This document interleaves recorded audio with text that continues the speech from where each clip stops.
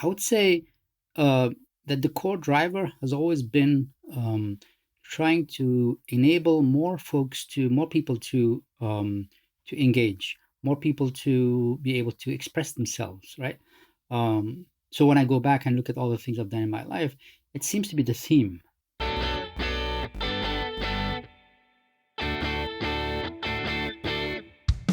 Welcome to Audio Branding, the hidden gem of marketing. Sound plays a more important role in human behavior and our decision-making than you may realize.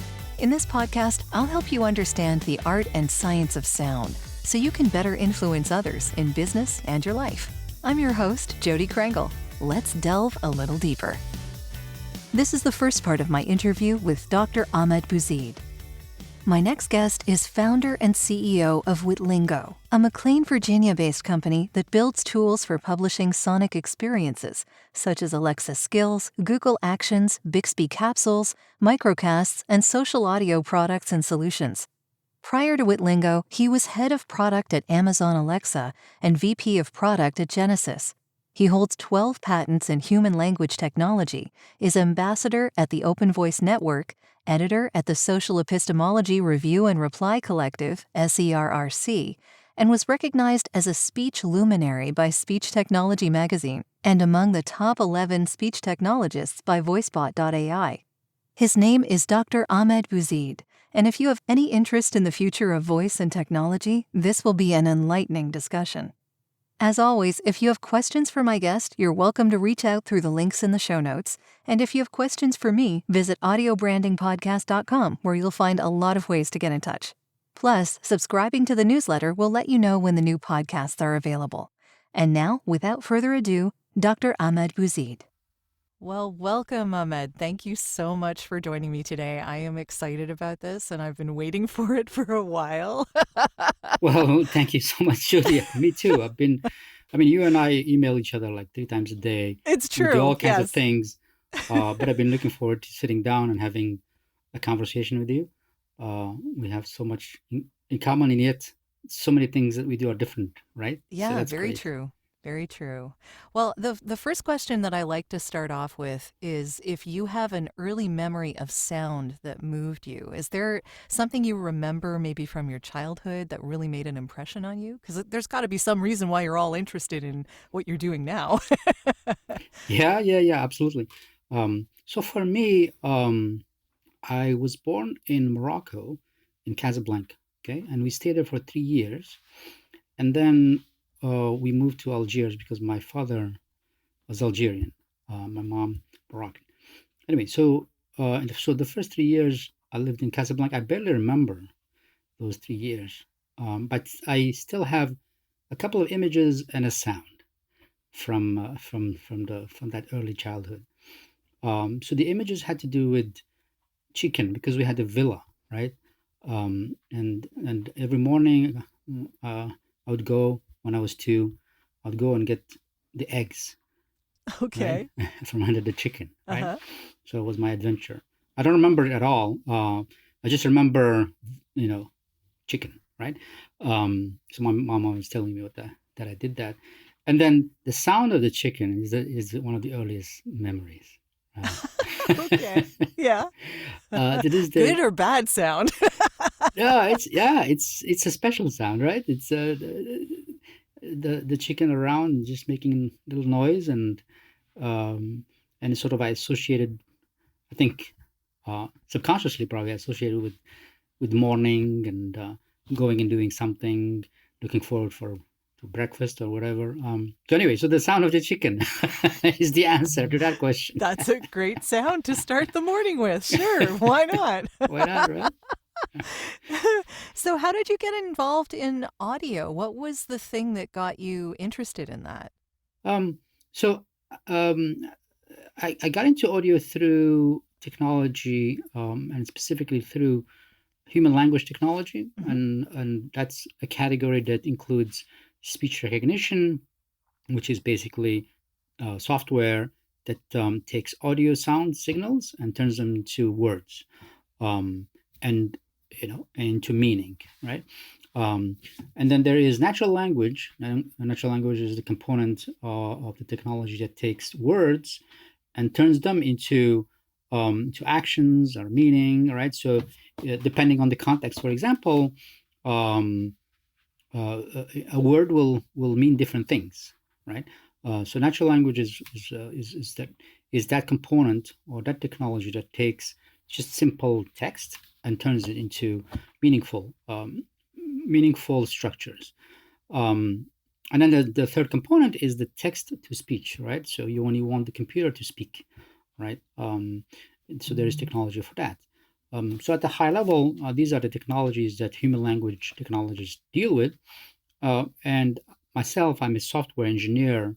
That's how I got into natural language through artificial intelligence. And then I've always liked language. That was the intersection between what I was trained for and what I liked. Language is a very fascinating problem to solve from from the technological perspective, right? It's Very one of the hardest complicated. problems in Yeah. yeah, it is. It's one of the hardest problems in artificial intelligence, right? There's like vision is a problem, right? The camera being able to detect and basically categorize what it's seeing. So hmm is it seeing a dog or a cat? Is it seeing which flower? What kind of a flower is it seeing, right? Um, so that's a tough problem. Now, natural language is much tougher than that, much tougher than that. And it's amazing that when we are 2, 3, 4, 5, we've basically mastered the language, or we are much better than any computer, even today, Yeah. right? Some people say that we are wired for language, that it's something that we are born with. The structures are there. Our brain is predisposed to process language and to learn. Because if you look at the amount of data that we collect when we are between the ages of 1 to 3, 4, the amount of data is not huge, right? It's not huge. It's you're talking to your parents here and there, listening, but it's not like gobs and gobs and gobs and gobs of different sentences and all. Uh, it's basically the structure is there, and you're learning how to basically verbalize it, right? So is it like Verbalize the what you. seeing of patterns? Is that, I mean, Yes, yes. as humans, we're Patterns. Yeah, and predisposed to and see patterns. Yeah. exactly, yeah. And today's AI, today's machine learning is very data heavy, right? hmm So in order for the Alexa of today to be able to hear a pattern of speech and convert that into words, it needs a lot of data, right? Whereas human beings, they don't need that much data to do what they do. So I've always found that fascinating. And so that's my answer to the question. I came through to audio through technology, through building these conversational systems, and then realizing that audio actually itself exists in its own right outside of that problem area of trying to emulate the human being. Yeah, it's really Yeah. interesting. I mean, I know that you know Dr. Terry Fisher, right? Hmm. So yeah, we had this sort of conversation when we were talking as well. You know, he says voice is my OS, right? Hmm. It is. So Yeah, yeah, that's true. it's really interesting that it's kind of come full circle.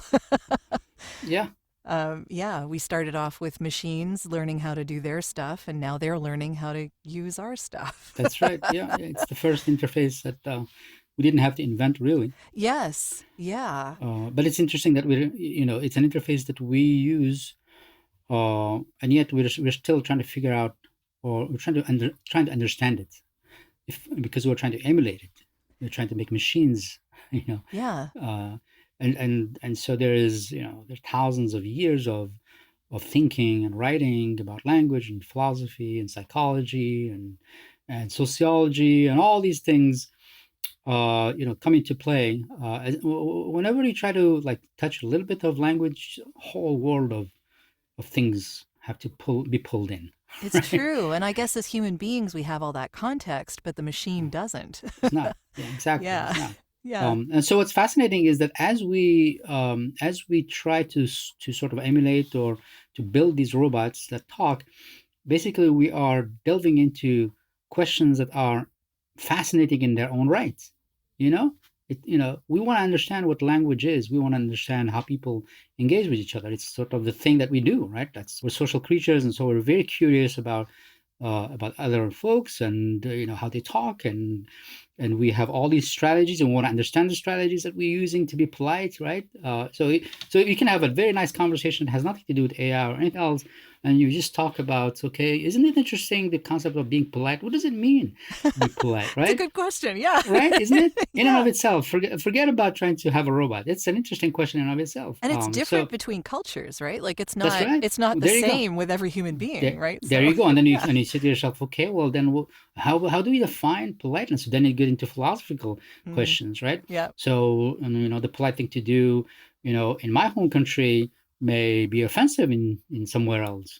And so what does that mean, right? So it's fascinating, right? Yeah. That's the thing about this space, is the questions that we delve into are interesting in their own right, and anybody could be interested in them. Like most people are. Most people are not interested in differential equations, for example, right? Maybe not. No. Maybe not, right? Or organic chemistry, or like the vast majority of the knowledge we build is very specialized. But here you're delving into stuff that is interesting to most people, I'd say. Yeah. Yeah. Yeah. It's a really deep study of human nature, really. Yeah. I know that we're all dealing with a lot of stuff these days, so I particularly wanted to acknowledge those that have taken the time to leave honest reviews of this podcast. Like Edward F2, who says, Jody does a wonderful job diving into the details of audio branding strategy with her guests. She finds a way to uncover great insights through light, entertaining conversation that will keep you listening straight through to the end. I'm really glad you enjoyed it, Edward. I hope you'll keep listening. And now, back to the show.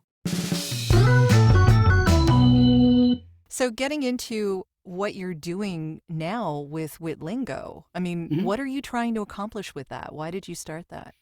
I think you and I chatted a couple of times. Sort of, it got me to, in preparing for this, I always try to sort of have a sense of answering that question in a way that advances the ball in my head, about, because you're always discovering, like, what am I doing this for? Sure, right? yeah. It's a question like that we have. Anyway, so I would say that the core driver has always been trying to enable more people to engage, more people to be able to express themselves, right?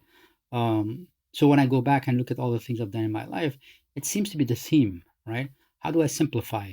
For example, I was one of the companies I worked at, I was the head of product. Is we had an interface that enables anyone, doesn't matter if you're a coder or a designer, to build a conversation. Okay, and so you could lean on your skill as a human being, as a good conversation. Most people are really good conversationalists. They know the rules. It's just part of being socially, having a social IQ, right? And so they have those rules, so to speak, in their head. And so the challenge was, how do we build software that enables them easily to use those rules without being intimidated by that software, right? Okay, yeah. So people know how to start a conversation. Hello, right?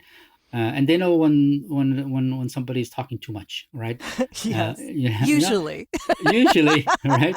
Well, most people know that when somebody else is talking too much, but they don't realize that when they're talking too much. It's true. Self-awareness is a skill. Self-awareness is the thing. Yeah. Right? It cannot be overvalued. Yes. So anyway, so the challenge has always, that I found interesting, is how do you make things easy to use by the vast majority of people, right? Or for people who want to do it. And so making tools easy to use is actually very hard. And making tools for people who know a lot of stuff is easy, actually. All right, because they'll figure it out and they won't get frustrated, and they know the knowledge, they have the knowledge and they have the skills and so on. But making something for most people is hard. So that was the thing that has been driving me in terms of Wit Lingo.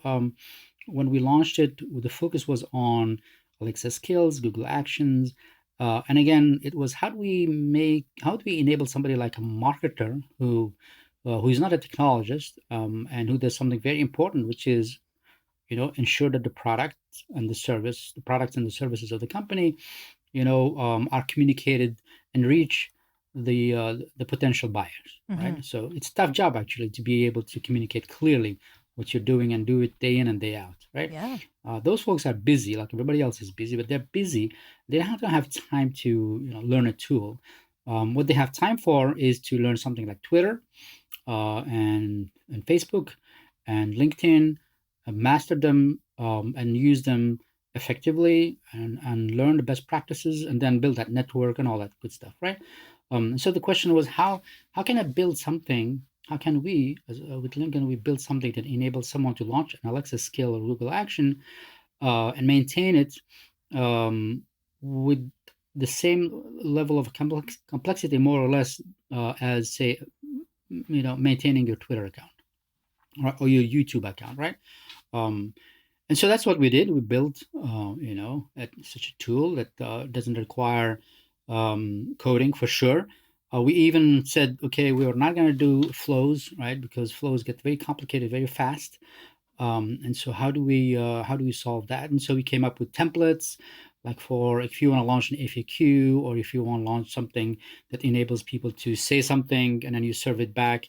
We had, like, we focused on a few use cases that a marketer would be interested in, and we built a studio that enables folks to deploy these these experiences and maintain them, which is crucial. Maintain them without having to deal with anything other than content. The only thing that they care about really is content. Yeah. Like Twitter and Facebook and LinkedIn, it's the content that you care about, right?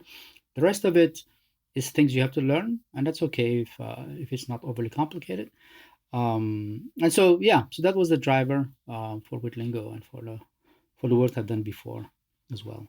Sort of going along those lines, why are there so few Alexa or Google skills compared to what you would, the mobile apps, right? Like what, because like mobile seems to have been widely adopted. Is it because it's easier?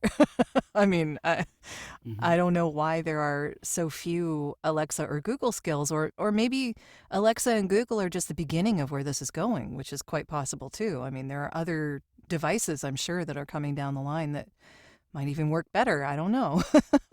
Yeah. What do you think? So actually, I have been thinking about that exact question. Good question. Actually, we didn't plan this question, so that the audience knows. Yeah. And so I just submitted this piece. Probably will show up tomorrow. So by the time this episode goes out, it will be out. And it's called, what did I call it? The 5 fallacies of voice first. Okay. Okay. Yeah. The 5 fallacies of voice first. Let me see if I can remember, because I just wrote it. Sure. What are those 5 fallacies? I'm curious. Okay, now. I'm gonna try to give you the rundown. rundown if I can remember. Sure. So the first one addresses what you just said, right? And I call it the fallacy of the fish and the bird. Well, this is the first time I mention it by speaking. I wrote that like 3 days ago. But the fish and the bird, right? So the way I start the article is, okay, God created the fish, and then the demigods, they were amazed by the fish, because the fish can swim, and the fish can do all these things, and they were like just flabbergasted by the fish, right? And then God moved on and created the bird, right? And then the demigods were not impressed at all with the bird, and they were like, "You created the bird cannot swim." And it cannot, so they were talking about the fish things, right? And so all it can do is just fly, right? Yeah, you're comparing apples to oranges. I see what you mean. Right. Okay. You see my point, right? Yeah. So the metrics of the fish just don't apply to the bird, right? And then also, there are a lot more fish than there are birds. A lot more fish than there are birds. There are billions of birds, and there are trillions probably of fish. And then, like, most of them we don't even know are there. They're like deep in the ocean, whatever, right? So the demigods were just not impressed at all. It doesn't do the same thing than the other thing, and there are fewer of it. So what happened, right? So anyway, so the point really is that the fish is the mobile. The bird is Alexa. is the bird better than the fish or the fish better than the bird? Doesn't make sense to ask that question, right, at all, right? So my answer then, okay, so that's easy enough to say, but then you say, hey, listen, dude, there are more mobile apps than there are skills. And then I say, okay, how many times can you do something with a mobile app without touching the mobile app? It's a good question. Can you? You can't. It depends on if the mobile app has a voice application. Right. Well, that's not fair, right? Yeah, I know. You're leaning on the bird there. Leave the bird without alone. The bird. The fish doesn't do. No, the fish is trying to jump on the bird there. No, let's keep those two. But the point, well, like really, for instance, I have a Samsung device, right? And it has Bixby on it. I don't typically use it, honestly, but okay Google, Google has they have a bit of a, so every once in a while you'll have something that shows up on mobile, but I don't tend to use animal. it for that. So, exactly, different animal. But for like the smart speaker, I'm talking to you or I'm writing, whatever, and I want to find out. I just say, Alexa, what's the weather? Mm-hmm. And I'm able to do that without touching the thing, right? With eyes free, hands free, right? Yep. So now, how about we instead of saying the number of mobile apps, we say the number of times that you don't have to touch a thing, right? Okay. That's how about we compare that way? Yeah. And so what I say is, it's nearly zero the number of times you can use your iPhone meaningfully without touching it. Mm-hmm. You gotta touch it, right? So let's put zero in the denominator. Well, doesn't Siri work without you touching it, or does it? It does, but most of the time, you use your iPhone. You hold the iPhone. You look at it. You hug that makes sense. Yeah. Right. That's the thing. Okay. You swipe it my son. It's glued to his hand. Okay. Can't take it out. Yeah. Take it out. He has anxiety. An extension of the arm. Yes. It is, absolutely. It's basically, might as well. Okay. So here's the sort of the gimmick, right? So if you put the number of times that you use the iPhone without touching it, it's almost zero, right? And then the numerator, the number of times that you use the smartphone without the smart speaker without touching it is X, right? Almost 100%. So X divided by zero is almost infinity. So one can say that the smart speaker is infinitely better than the mobile app, right? Anyway, what I'm illustrating, it gets silly, right? Yes, yeah. When you compare apples to oranges. Different animals, yes. Totally different animals, different. I think Amazon made a big mistake by creating this category called skills. And it basically, and you have the skill store, the skills and all, and then created a metric that was not going to win. Right? Okay, so they're sort of emulating apps. Yeah, emulating apps, because that's the only thing that you could lean on it, because it's so different. This thing is so different that they had to sort of, but I think it is not. And then the other thing I write in the article is, imagine if we compared the mobile ecosystem, mobile app ecosystem, to the website ecosystem. We would say that the mobile ecosystem is a dismal failure.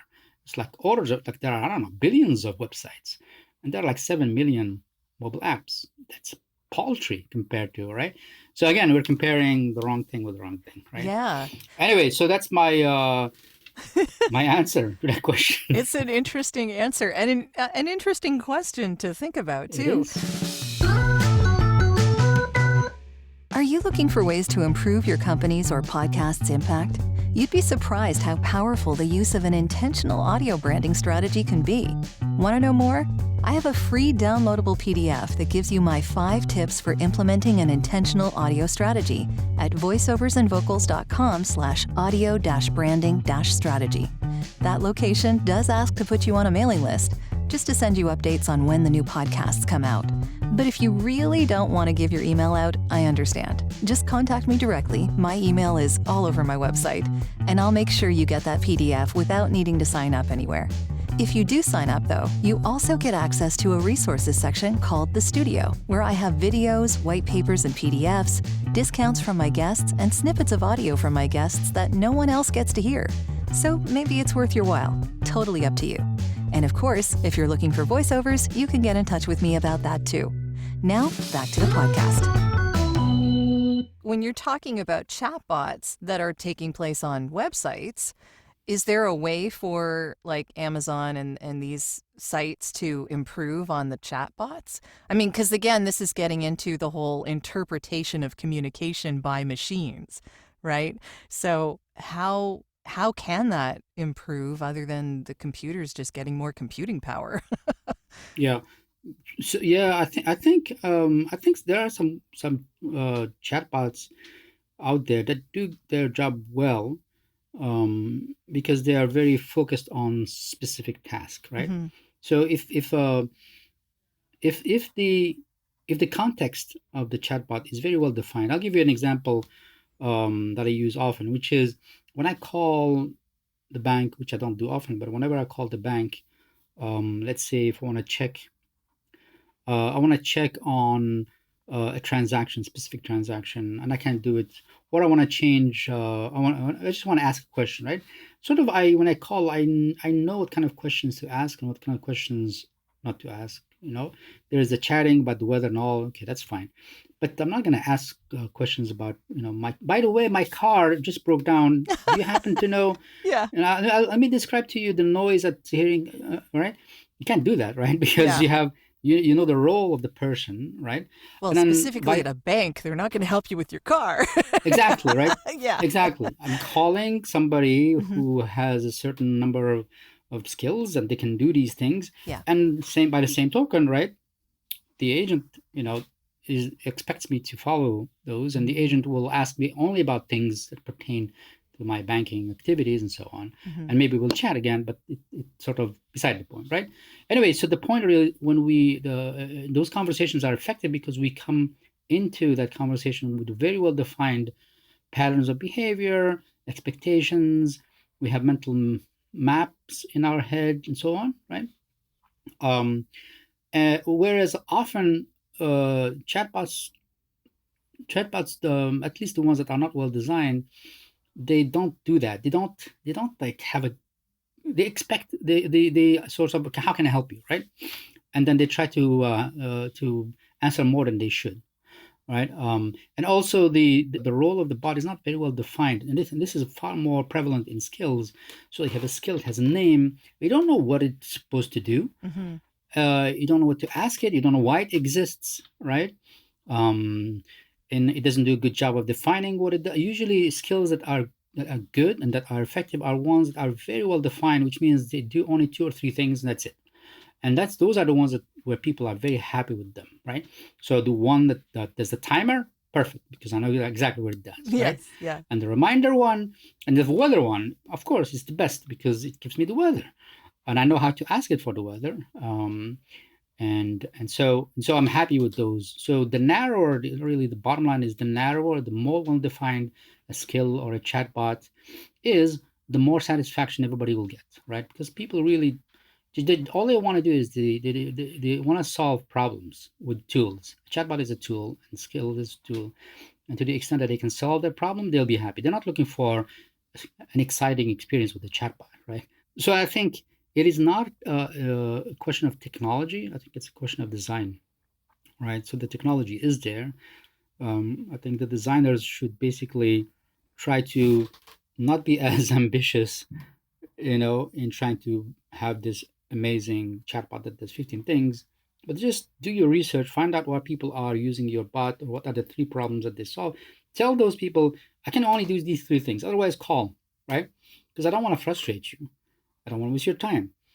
I want you to be happy. These are Sure. three things. I can help you book, the hotel room. I can help you find out about our concierge services, and I can help you with third thing. Hmm. That's it. Sure. And then the person, then all of a sudden, they know what to ask, what language to use, right? And It's all of a all in how you sudden, word the question, right? mhm, I mean, and how the chatbot introduces itself. Because if you that's say right. how can I help you, that's That's pretty it. wide open. Yeah, yeah. How can I help That's you with X? yeah. I can do A, B, and C. Yeah. That's it. I can do A, B, and C. If you want something else, here's what you can do. Everybody's happy, actually, Yeah. right? Yeah. Kind of Yeah. along those lines, I'm curious as to your thoughts on this because I know that like computer voices are starting to pop up more and more in different applications. Hmm. And I think people are getting used to the idea that a computerized voice is going to take care of them in certain instances. But there's all this push towards getting that voice to sound more and more human. So what do you think about that? Or I don't know if we're gonna I don't think we're gonna replace ourselves, but I mean it just seems like counterintuitive to try and make it more human as opposed to just more functional. Yep, I agree 100%. Yeah, so I subscribe to a school of thought within within design, let's call it voice bot design, because voice bot design is very different from chatbot design without voice. Um, so in voice by design, especially voice plus conversation, so it's back and forth, right? So I subscribe to the school of thought that says we should not try to have the bot emulate the human being, right? It is the conversation between a human being and a bot is different than a human being to a human being. Is different than a human being to a dog.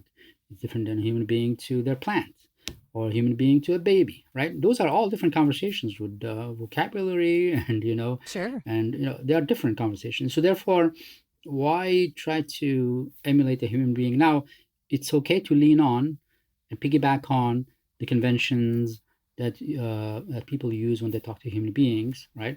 So a conversation starts with an opening. Okay, that starts with an opening, but does that opening have to be something like "Hi, how are you"? Hmm. No, it doesn't mean it. It should be functional. It should be in the case you're talking to a bot, the bot should announce itself so that you know that you are at the right place. So maybe it gives you a little chime, or maybe if the brand has an audio icon, you can hear it. Say, oh, okay, it's I'm talking to so and so company. Yes. Okay. yeah, Yeah. exactly. And just to make sure, maybe give the name, Sprint, right? And then go on with with making it clear, just like we said, in very simple terms, what you can do, right? I can do this, this, and that. Now, no human being will say, "Hello, I can do this, this, and that," Yeah. right? They wouldn't do it, right? Yeah. And so, if you're designing and saying, you're asking a question like, "Okay, would a human being open by saying, 'Hello, I can do this, this, and this'?" No, no. So therefore, let's not do that. No.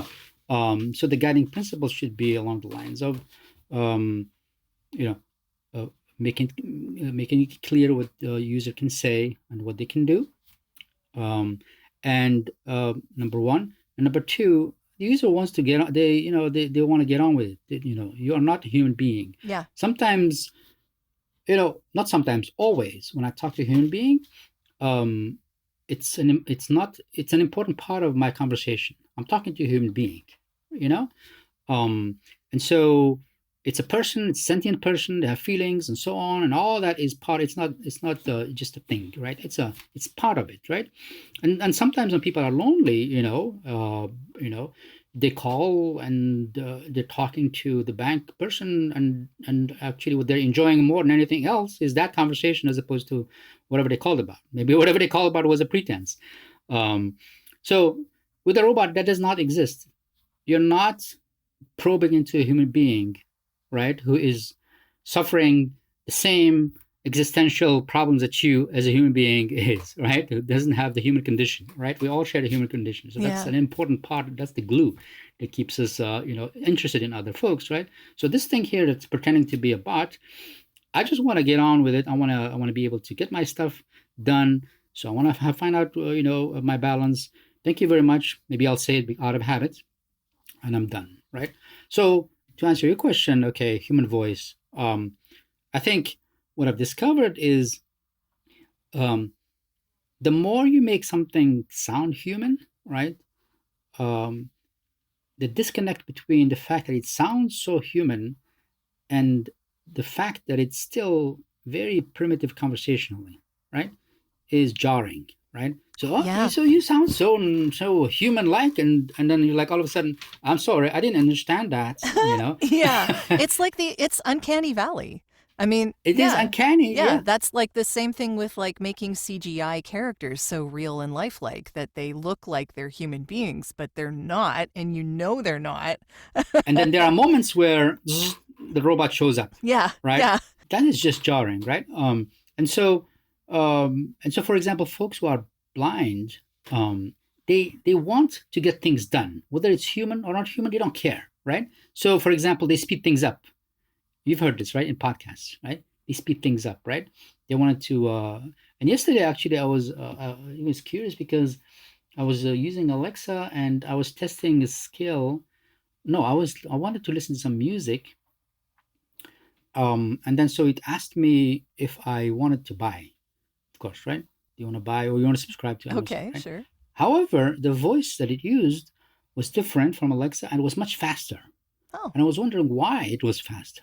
And I don't know, actually, I don't have the answer. I want to look into it. I'm going to ask and so forth. But it was like trying to rush me into buying or something. okay, yeah, yeah. Right? Had someone been using your device before then? I don't know. But the fact that it changed voice was not the same usual Alexa. Plus, it was faster and it was sort of more urgent, had a sense of urgency to it. It was Okay. interesting. Is it just because it was faster and it was maybe a little higher pitched, or? I don't know. I don't know if they just decided to pick a different voice and that was the extent of the thinking, or whether they actually thought through that it needs to sound transactional and urgent. I so see. That you need to Okay. get on with it and buy their thing. This has been part 1 of our interview. I hope you'll tune in next week for part 2. Well, that's the end of this episode. Thanks for listening. And if you like what you heard, why not tell a friend about this podcast? It's available in all the usual locations. Until next time.